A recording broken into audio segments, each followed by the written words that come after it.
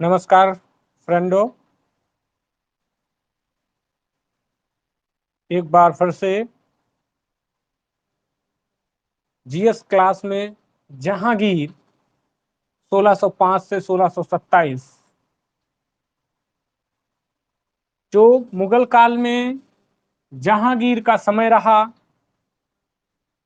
1605 से 1627, क्योंकि 1605 में अकबर की मृत्यु हुई थी और अकबर की मृत्यु के बाद अकबर का बेटा जहांगीर मुगल काल का शासक बनता है। तो मुगल काल में जो जहांगीर है, इसके बारे में क्वेश्चन कहां से बन सकते हैं, वो सारे क्वेश्चन हम आज लिखाएंगे आपको। कहां से क्वेश्चन मुगल काल के बन सकते हैं जहांगीर से संबंधित, वो हम लिखाएंगे।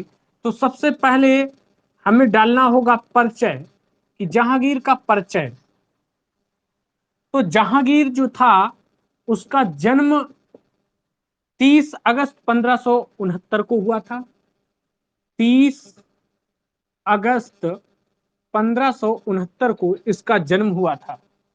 तो जहांगीर का जन्म जो हुआ था वो 30 अगस्त 1569 को हुआ था। इनके बचपन का नाम जो था, बचपन का जो नाम था वो था शेख सलीम चिश्ती। शेख सलीम चिश्ती, ये बचपन का नाम था जहांगीर के। शेख सलीम चिश्ती जहांगीर के बचपन का नाम था। जबकि पूरा नाम की बात की जाए, जहांगीर का पूरा नाम था नूरुद्दीन मोहम्मद जहांगीर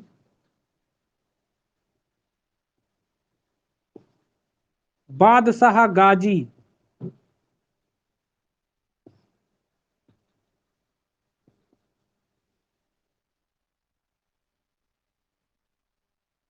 तो देखिए क्वेश्चन कितने प्रकार से आपको घुमा सकता है, कि जहांगीर का बचपन का नाम शेख सलीम चिश्ती था, पूरा नाम नूरुद्दीन मोहम्मद जहांगीर बादशाह गाजी था।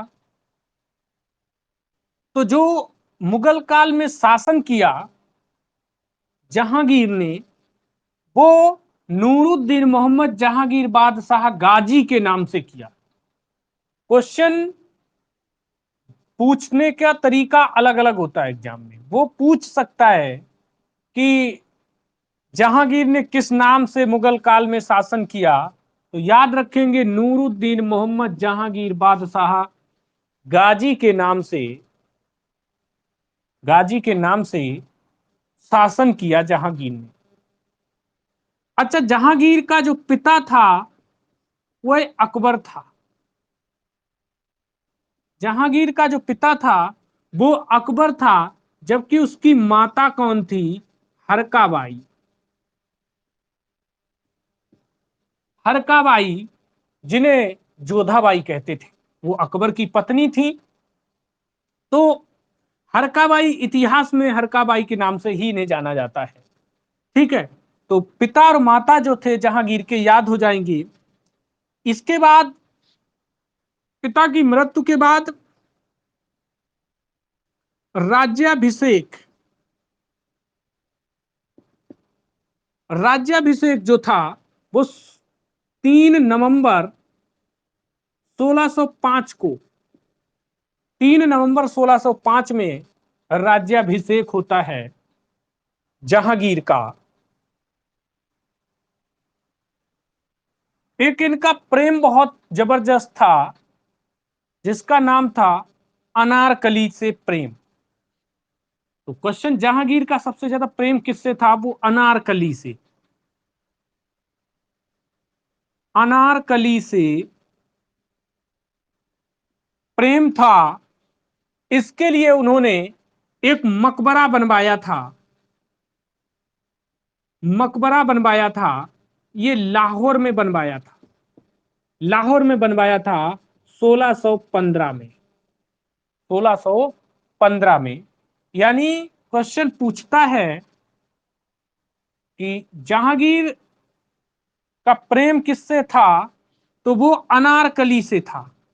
किससे था? अनारकली थे था।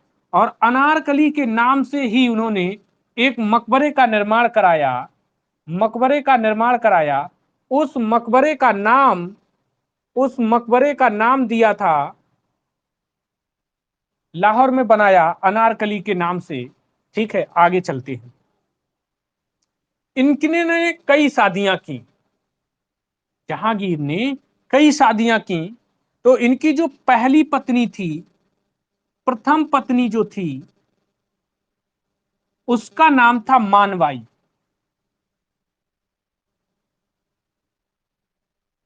उसका नाम क्या था? मानवाई था। तो मानवाई जो नाम था, उसका एक पुत्र था जिसका नाम था खुसरो। खुसरो। ये बहुत ही जबरदस्त क्वेश्चन है कि खुसरो, पिता तो जहांगीर थे, लेकिन किस पत्नी से खुसरो का जन्म हुआ था? तो वो मानवाई पत्नी से हुआ था। इसके बाद में इनकी दूसरी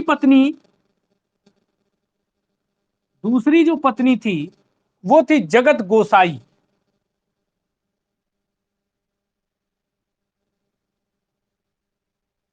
जो थी जगत गोसाई।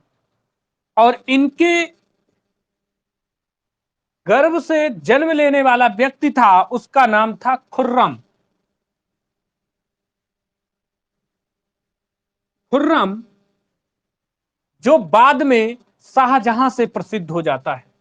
इसका बाद में नाम शाहजहां के नाम से जाना जाएगा। तो जगत गोसाई के गर्भ से जन्म लेने वाले खुर्रम थे।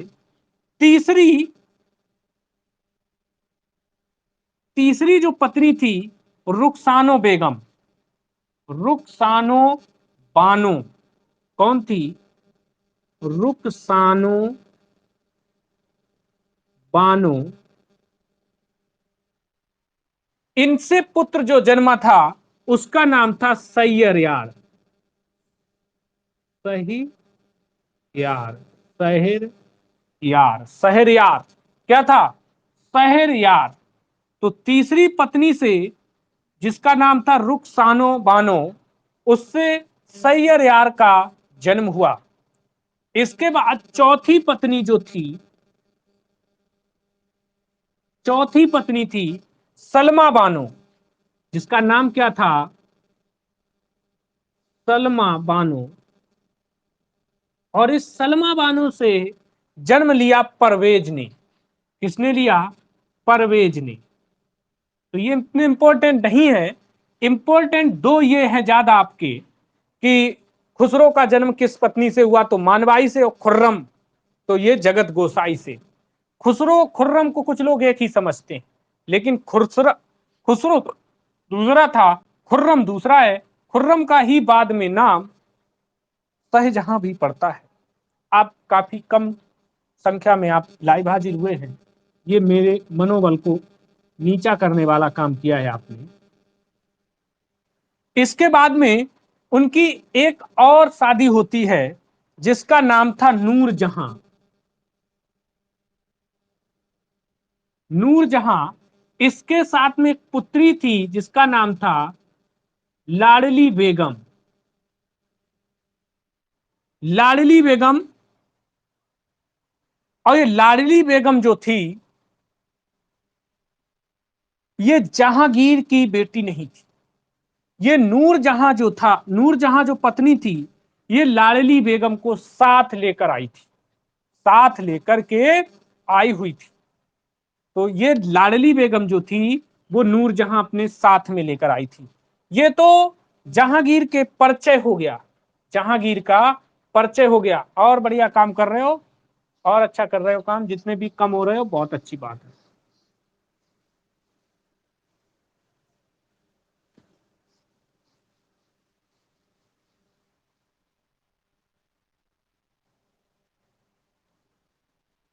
आगे चलते हैं। जहांगीर के बारे में जिस तरह से हमने आपको बताया कि इसकी पांचवी पत्नी नूरजहां थी, जो एक विधवा थी, और उसके साथ में ही लाडली बेगम जो थी उसके साथ ही आई थी। आगे चलते हैं, आगे ध्यान देते हैं थोड़ा सा कुछ जहांगीर के प्रारंभिक शासन।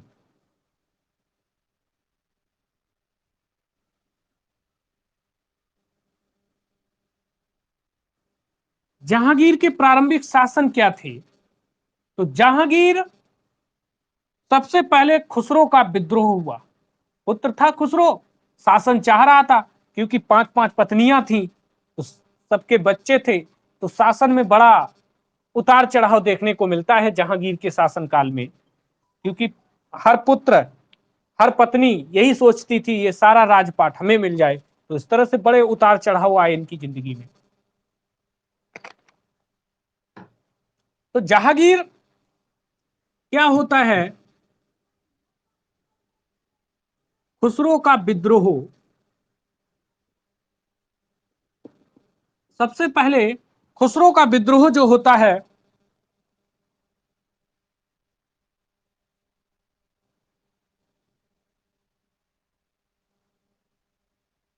खुसरो के विद्रोह जो 1606 ईस्वी में भैरावल के मैदान में जहांगीर के साथ। तो जहांगीर ने क्या किया, खुसरो को कैदी करा लिया, और कैदी कराने के बाद खुसरो की दोनों आंखें निकलवा ली। आंखें निकलवाने के बाद उसे जेल खाने में डाल दिया। लेकिन खुसरो वहां जेल से भी राजनीति कर रहा था, तो ऐसे में जहांगीर ने कैदियों के माध्यम से उसकी वही हत्या करवा दी थी। इस तरह से खुसरो का विद्रोह जहांगीर के शासन में हुआ। 1606 भैरावल के मैदान में, भैरावल के मैदान में जहांगीर से संघर्ष हुआ।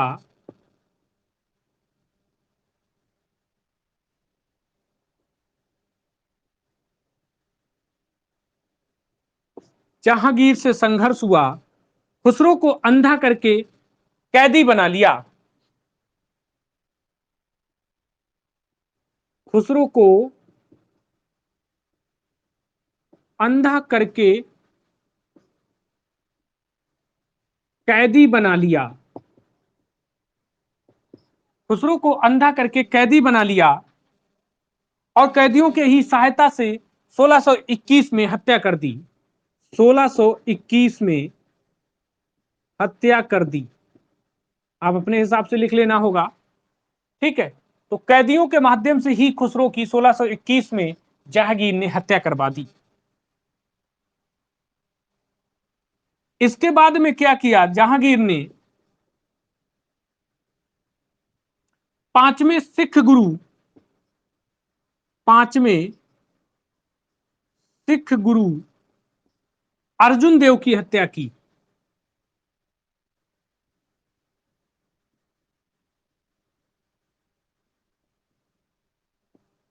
जहांगीर ने इसके बाद पांचवें सिख गुरु जो थे अर्जुन देव, पहले सिख थे जिनकी हत्या मुगल काल में की गई थी।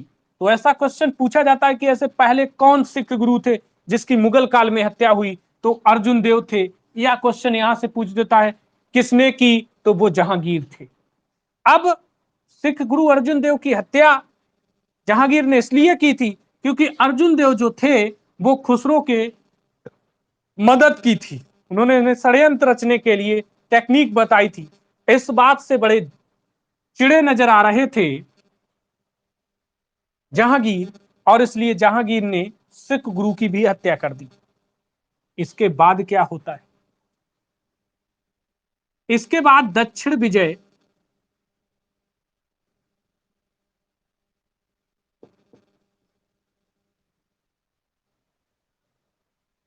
दक्षिण विजय। अब दक्षिण विजय में देखिए जहांगीर ने अहमदनगर का वजीर मलिक अंबर था। अहमद नगर का वजीर मलिक अंबर था।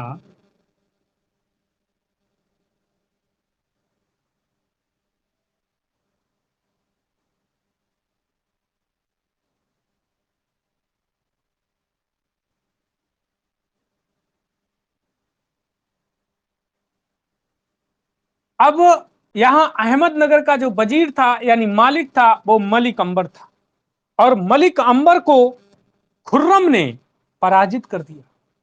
और जब पराजित कर दिया खुर्रम ने, तो खुर्रम पर खुश होकर के राजा जहांगीर ने उन्हें एक उपाधि दी थी जिसका नाम था शाहजहां।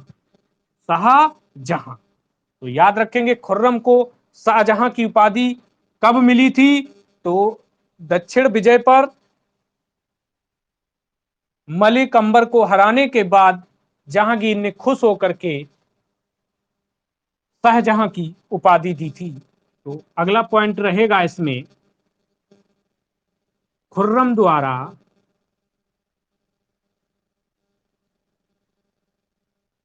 खुर्रम द्वारा मलिक अंबर खुर्रम द्वारा मलिक अंबर को पराजित करने पर को पराजित करने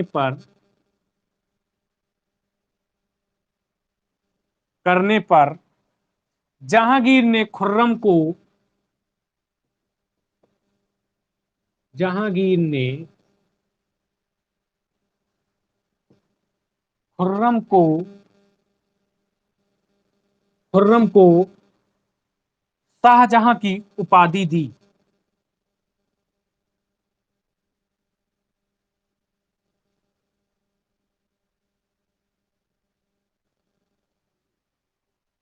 तो इस तरह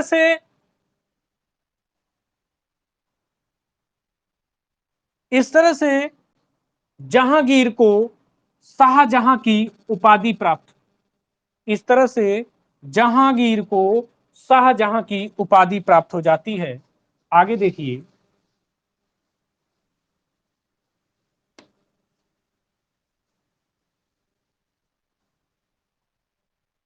आगे देखिए, इसके बाद है मेवाड़ विजय।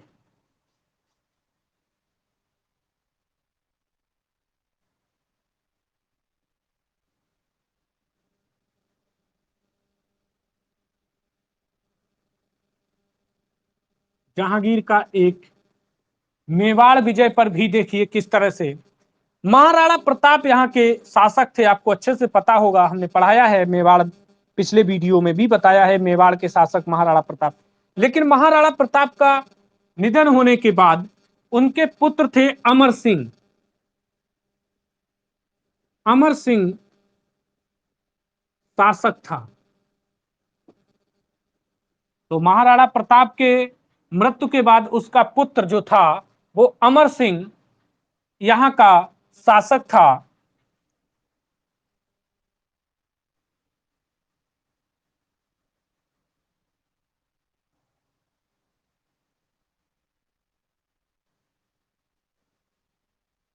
तो अमर सिंह जब यहाँ के शासक थे तो जहांगीर शासक बनते ही उसने मेवाड़ के विरुद्ध एक अभियान चलाया, और उस अभियान में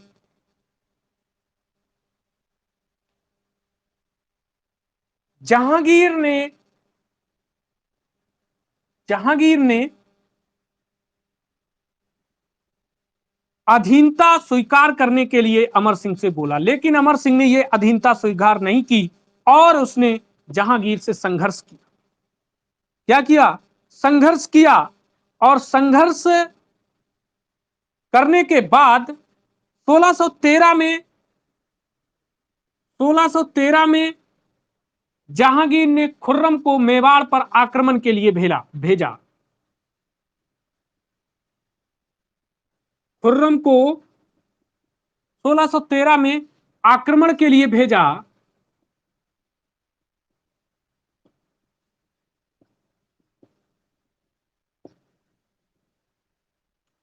सोलह सौ तेरह में खुर्रम को आक्रमण के लिए भेजा, लेकिन उस समय अमर सिंह को यह लगा कि अब हमें मुगलों से पार पाना आसान नहीं है, जहांगीर से पार पाना आसान नहीं है। ऐसी स्थिति में मेवाड़ के अमर सिंह ने संधि स्वीकार कर ली और मेवाड़ और मुगल के बीच, मेवाड़ और मुगलों के बीच संधि हो जाती है। तो मेवाड़ और मुगलों की संधि जो है 1615 ईस्वी में हुई। तो इस संधि में कुछ ऐसी शर्तें रखी गई अमर सिंह के द्वारा। तो देखिए उन शर्तों, कौन सी शर्तें रखी गई। तो मेवाड़ में तो पहली शर्त यह थी कि राणा ने मुगलों की अधीनता नहीं मानी थी। राणा ने मुगलों की अधीनता नहीं मानी।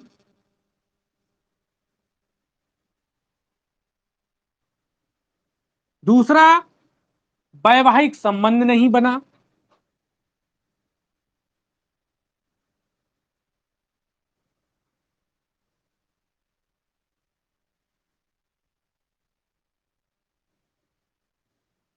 मतलब कहने का यह अर्थ था कि इस संधि में कोई वैवाहिक संबंध नहीं किया गया। इसके बाद में है अमर सिंह का पुत्र करण सिंह को मुगल दरबार भेजा। यानी मुगल के दरबार में अमर सिंह का पुत्र जो था,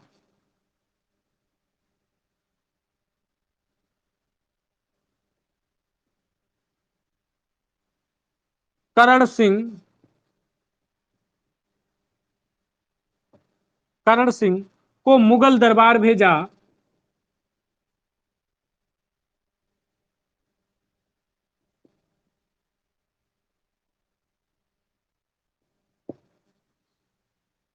अमर सिंह का पुत्र करण सिंह को मुगल दरबार भेज दिया गया। इसके बाद में जब संधि हुई, जो चित्तौड़ का किला जो था, चित्तौड़ का किला पुनः अमर सिंह को वापस कर दिया गया।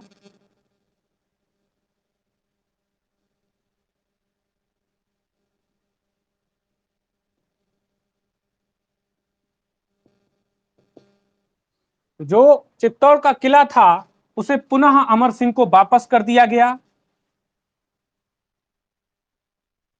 लेकिन इसमें भी एक शर्त रख दी गई कि इस किले की घेराबंदी नहीं करेंगे, घेराबंदी नहीं करेंगे।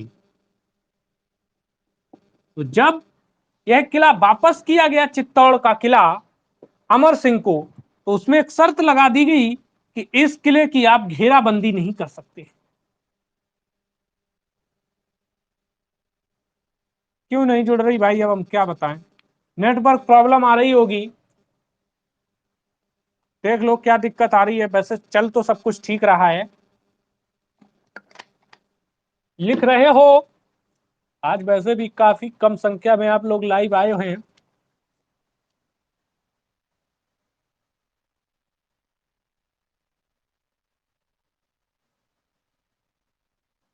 खुश कर दिया आज की क्लास में। हाँ, लिखते रहना, बाकियों के चक्कर में ना पड़ें। पढ़ने वाले ही जो बच्चे हैं वही क्लास लेंगे टाइम से, जो ना पढ़ने वाले हैं उन्हें मत लेने दो। तो ये तो आपका मेवाड़ का जो और मुगलों के बीच जो संधि हुई थी वो 1615 में हुई थी। बहुत ही चुने हुए क्वेश्चन यहां से हमने पॉइंट निकाले हैं।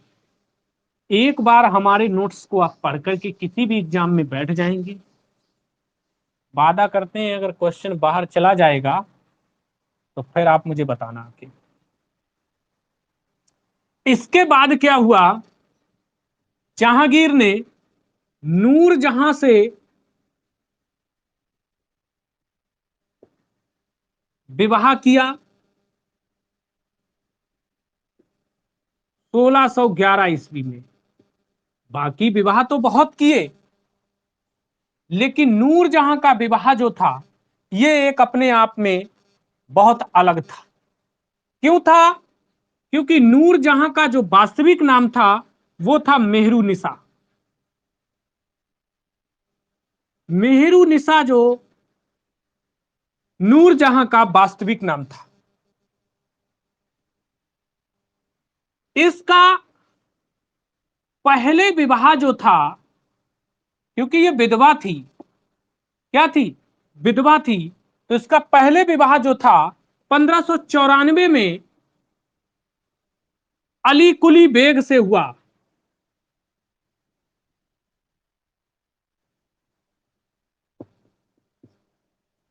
तो नूरजहां का वास्तविक नाम मेहरुनिसा था। उससे पहले उसका विवाह 1994 में अली कुली बेग से हुआ था।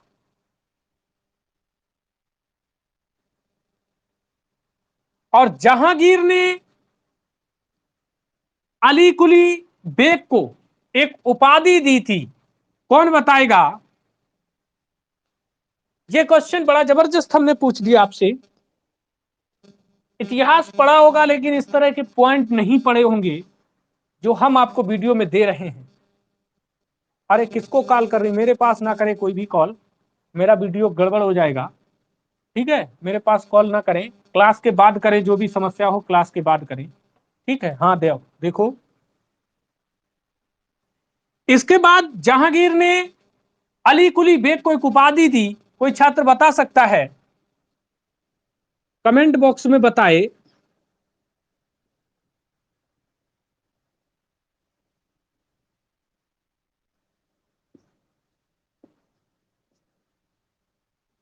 नहीं बताएगा कोई। तो जहांगीर ने अली कुली बेग को उपाधि दी थी, उसका नाम था शेर अफगान।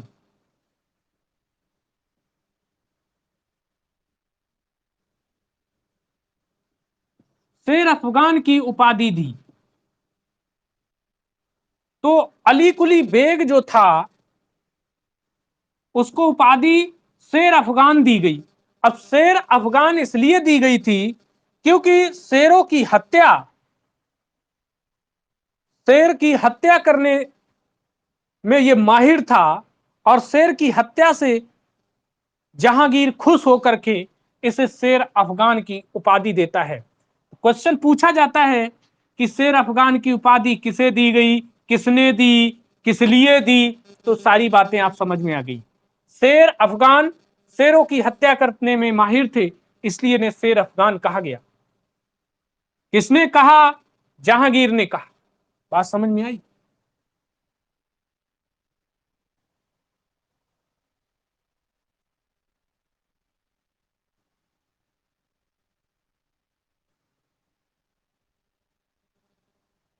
उसे पहले, इससे भी पहले एक और उपाधि दी जाती थी।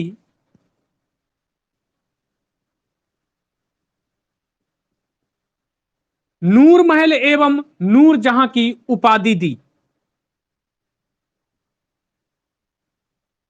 नूर महल एवं नूर जहां की उपाधि दी।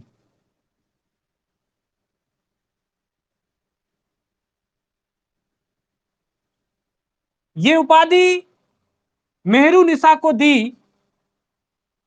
नूर महल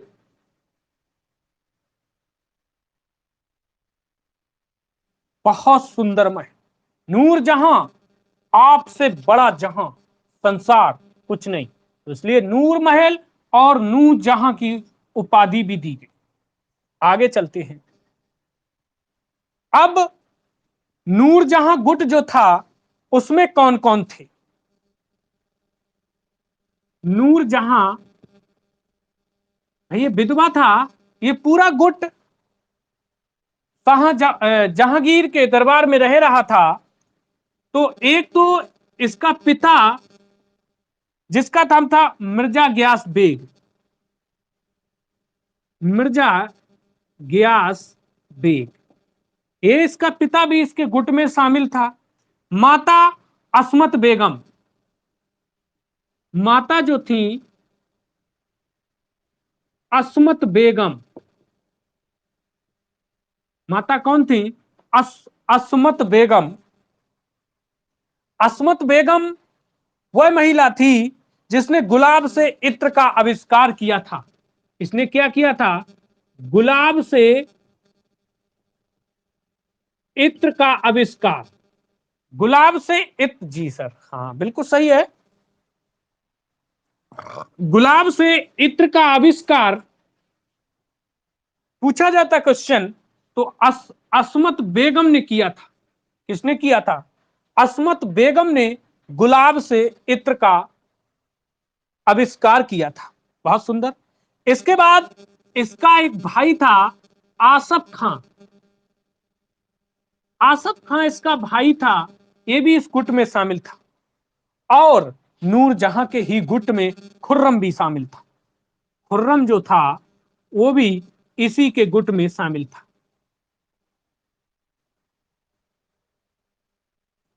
इसके बाद में क्या होता है? सब अपनी अपनी घात लगाए बैठे हैं। खुर्रम से भी विद्रोह होता है, यानी शाहजहां या खुर्रम का विद्रोह कब हुआ? 1623 ईस्वी। तो शाहजहां और खुर्रम का विद्रोह जो था वो 1623 ईस्वी में हुआ। कब हुआ? 1623 ईस्वी में हुआ। महाबत खां का विद्रोह जो था, महाबत खां का विद्रोह भी हुआ जहांगीर से, जो 1626 में, जो 1626 में हुआ। तो इस तरह से नूरजहां का जो विवाह था और उससे संबंधित जो क्वेश्चन है इतने में आ गए। नूरजहां का वास्तविक नाम मेहरुनिसा था। इससे पहले उसकी शादी अली कुली बेगम बेग से हुई। अली कुली बेग को शेर अफगान कहा। उससे पहले नूरमहल नूरजहां की उपाधि मिली। नूरजहां के गुट में उसकी माता पिता शामिल थे। माता अस्मत बेगम को गुलाब से इत्र का आविष्कार कर दिया। शाहजहां खुर्रम का विद्रोह 1623 में हो गया। महाबत खां का विद्रोह 1626 में हो गया। इस पेज का इतने पॉइंट आप याद रख लेंगे, परीक्षा में क्वेश्चन बाहर नहीं जाएगा। परीक्षा में क्वेश्चन बाहर नहीं जाएगा। आगे चलते हैं, आगे चलते हैं जहांगीर के बारे में।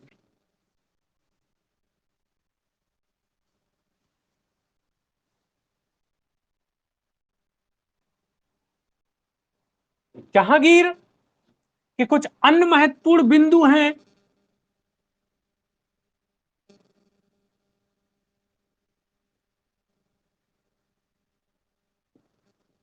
जिस तरह से हिस्ट्री को हमने बिल्कुल अलग करके, छोटा करके आपके सामने पेश किया है,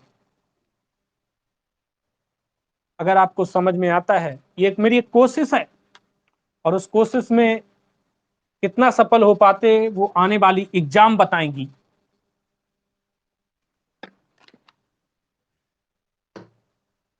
शायद ये लॉकडाउन नहीं लगा होता तो इसका प्रसाद कुछ अलग ही होता, पर समय के साथ बड़ा अच्छा लग रहा है देख करके। जो जितने भी पार्टिसिपेट कर रहे हैं लोग, इनके लिए हम बहुत खुश हैं। जो नहीं कर रहे हैं उनके लिए मैं बहुत ही सुंदर, बहुत ही खुश हूं। ठीक है, चलो कुछ अन्य महत्वपूर्ण बिंदु जो थे,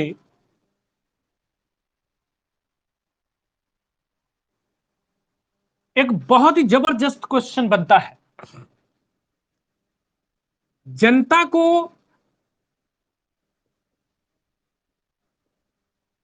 जनता को न्याय के लिए दिलाने हेतु जहांगीर ने सोने की जंजीर, जहांगीर ने सोने की जंजीर आगरे के किले में, आगरे के किले में 60 घंटियों वाली लगवाई।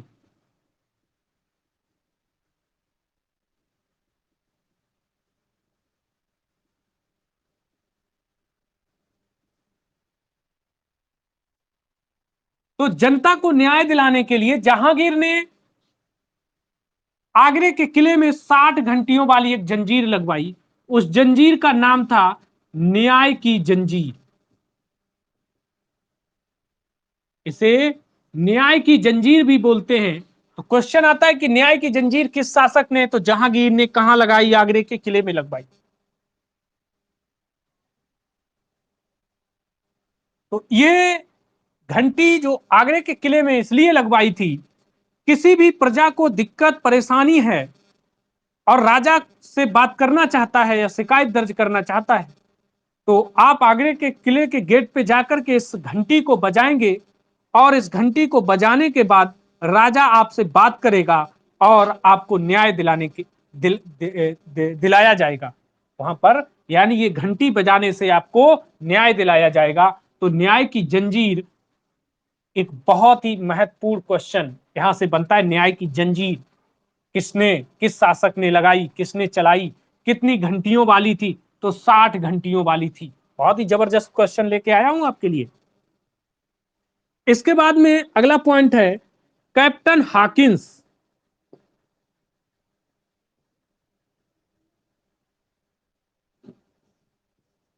कैप्टन हॉकिंस 1608 से 11 तक भारत में रहा। जेम्स फर्स्ट का जेम्स फर्स्ट का राजदूत बनकर आता है, राजदूत बनकर आता है, राजदूत बनकर आता है जहांगीर के दरबार में।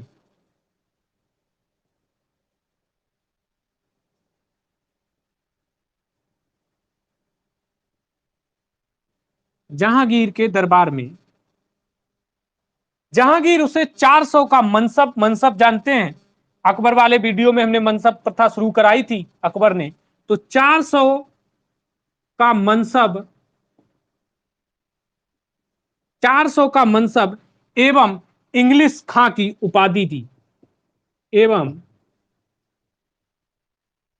इंग्लिश खां की उपाधि दी।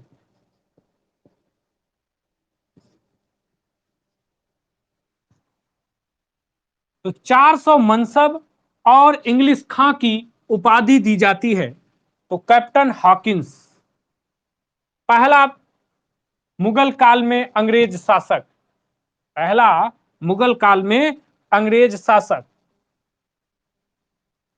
आगे देखिए दूसरा एक और था जिसका नाम था sir Thomas. Sir Thomas Roe 1615 से 19 तक भारत में रहा।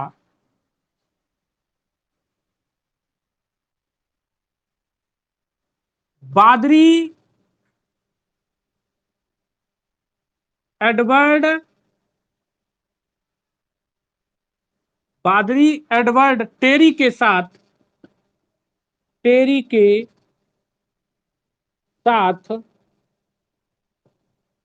जहांगीर के दरबार में अजमेर में मुलाकात हुई।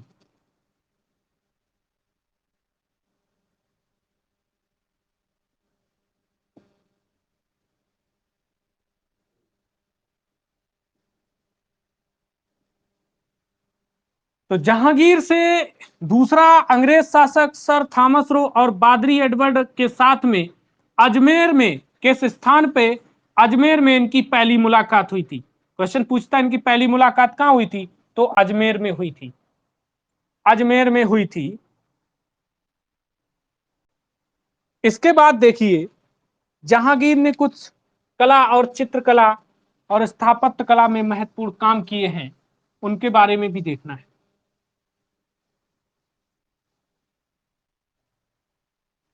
तो जहांगीर कला, चित्रकला, स्थापत्य साहित्य कला,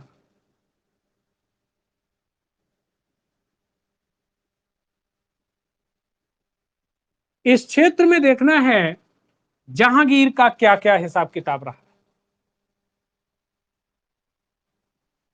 कला, चित्रकला, स्थापत्य और साहित्य कला के क्षेत्र में जहांगीर के बारे में देखना है।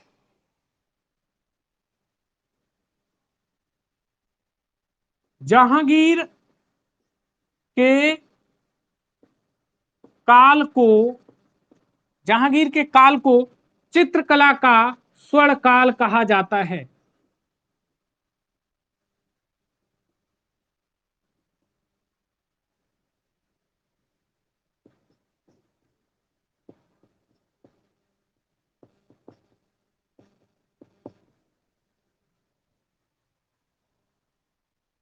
चित्रकला का स्वर्ण किसे कहा जाता है? जहांगीर के समय को क्वेश्चन पूछा जाता है।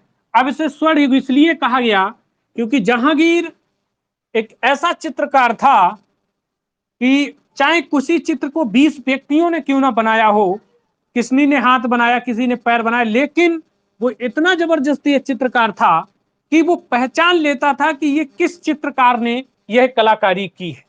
इसलिए इसको चित्रकला का स्वर्ण युग कहा गया है। इसके बाद में एक और चित्रकार थे जिनका नाम था मंसूर। इनके ही दरबार में उन्हें इन्होंने एक उपाधि दी थी, मंसूर को उपाधि दी थी नादिर उल अस्त्र।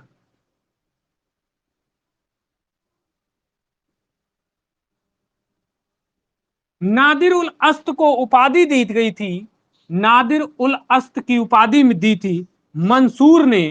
क्यों दी थी? ये पक्षी विशेषज्ञ था। ये क्या था? पक्षी विशेषज्ञ था। यानी जहांगीर के शासन काल में पक्षी विशेषज्ञ चित्रकार कौन था? मंसूर बेटा था। कौन था? मंसूर बेटा था। उपाधि क्या दी? नादिर उल अस्त। एग्जाम लेंगे, परीक्षा हम लेंगे जिस समय, तो ऐसे चुनिंदा कठिन क्वेश्चन रखेंगे जो कभी आपने देखे नहीं होंगे। नहीं, बहुत ही अच्छा पेपर लेने वाले हैं हम। आपका पेपर बना करके एक जबरदस्त पेपर लेने वाले हैं। तैयार रहिए, थोड़ा सा पीछे रिवाइज रिवाइज करते रहिए। इसके बाद एक और थे जिनका नाम था अबुल हसन।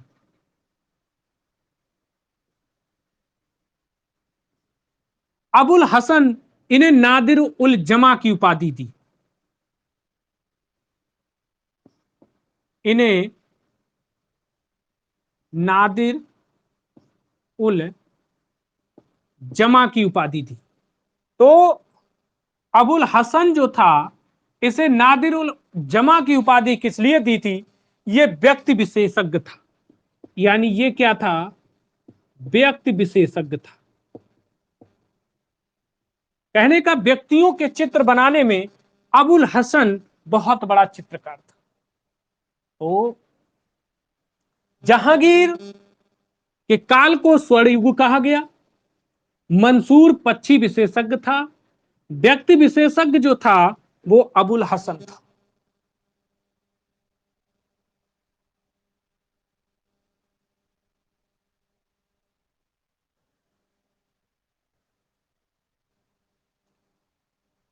इसके बाद में स्थापत्य के क्षेत्र में क्या किया? देखो, नूरजहां ने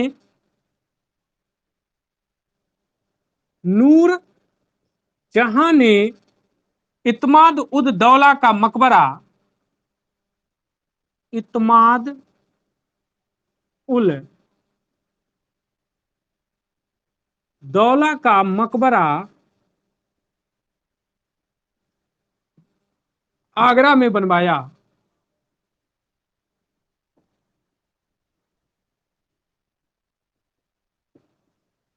आगरा में बनवाया नूरजहां ने इत्माद उद दौला का मकबरा आगरा में बनवाया। तो क्वेश्चन ये कहा जाता है इत्माद उद दौला का मकबरे का निर्माण किसने कराया था? नूरजहां ने बेटा, किसने? नूरजहां ने। यह पूर्णतः सफेद संगमरमर से बना है। यह पूर्णतः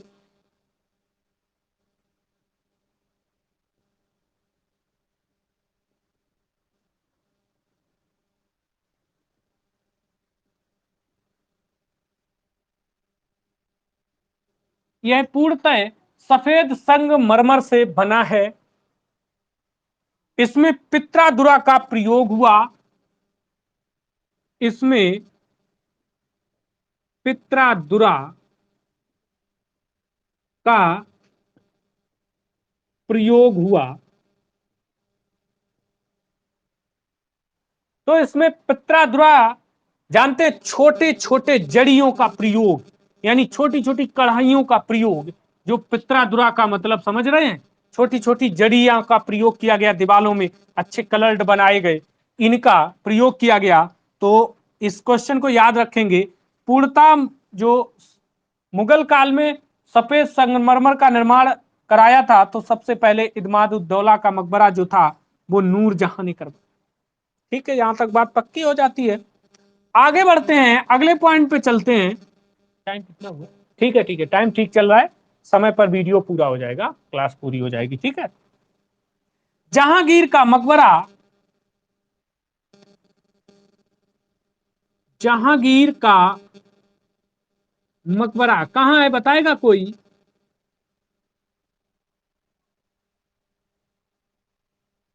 भाई ऐसा कैसे हो सकता? आपका प्रॉब्लम है नेट का, बहुत सुपर चल रहा है इधर, सिस्टम दिखाई दे रहा बिल्कुल गजब का चल रहा है। सिस्टम पे कोई दिक्कत नहीं है, सिर्फ आपकी दिक्कत है पर्सनल। प्रिया देखो, जहांगीर का मकबरा शाहदरा लाहौर में स्थित है।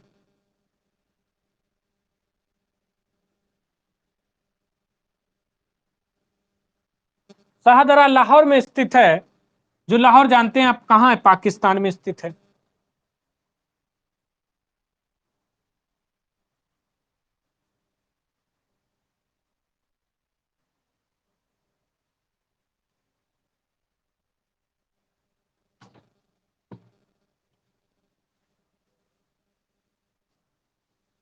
चलो 2-3 पॉइंट और लिख लो, फिर खत्म कर देंगे क्लास। जहांगीर को पूरा कंप्लीट कर लो बस। इसके बाद क्या होता है? जहांगीर एक उच्च कोटि का,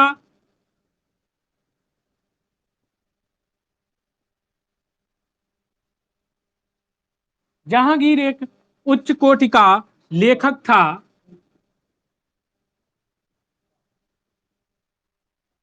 इसने अपनी आत्मकथा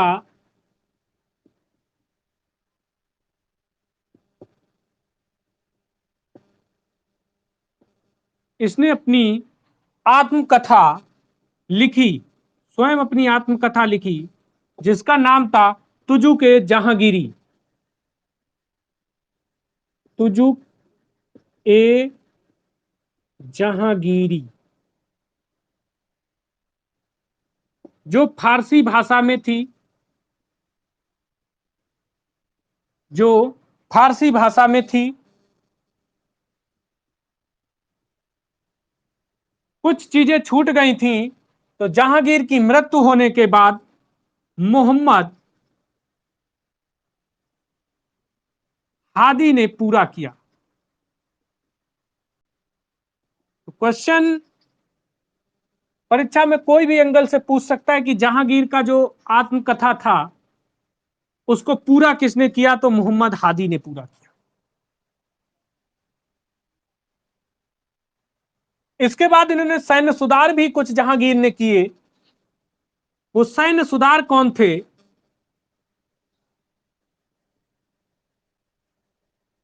दो अस्था, दो अस्था नहीं है, दो अस्पा है। दो अस्पा एवं सिंह अस्पा प्रथा चलाई। एक प्रथा दो इन्होंने चलाई, दो अस्पा और सिंह अस्पा। तो दो अस्पा जो था उसका अर्थ था सवार पद वाले घोड़े पर जो व्यक्ति सवार थे उन व्यक्तियों को दोगुने घोड़े रखने होंगे। बात समझ रहे? जो घोड़े पर सवार वाले सेना थी उसको दो गुने घोड़े रखने हैं, तो उसे दो अस्पा कहा गया। सिंह अस्पा, घोड़े पर सवार होने वाले व्यक्ति अपने से तीन गुने घोड़े रख सकते हैं। कितने गुणे? इसमें तीन गुने घोड़े रख सकते हैं और इसमें दो गुने रख सकते हैं। बात समझ में आ गई? इसके बाद क्या होता है, जहांगीर की मृत्यु 28 अक्टूबर 1627 भीमबार नामक स्थान पर हुई। भीमबार नामक में हुई। इस तरह से ये आपका वीडियो जो था वो जहांगीर से संबंधित था आज का लेसन। और जहांगीर से जो क्वेश्चन बन सकते थे वो सारे क्वेश्चन आपके सामने पेश कर दिए गए हैं। एक बार अपने नोट्स पे सही से लिख लेना है, अगर नहीं लिख पाए हैं तो दोबारा से आपका वीडियो शाम तक यूट्यूब पे भी अपलोड हो जाएगा, वहां से हमारी जो आईडी है उसको खोल करके और आप देख सकते हैं। और अगर वीडियो में मजा आया है, क्लास में मजा आया है, तो पहला काम जो है आपका वो लाइक और सब्सक्राइब करने वाला वो नहीं भूलना है, उस पर विशेष ध्यान देना है। आज की क्लास का समय पूरा हो जाता है। सभी छात्रों को कल तक के लिए हमारा नमस्कार।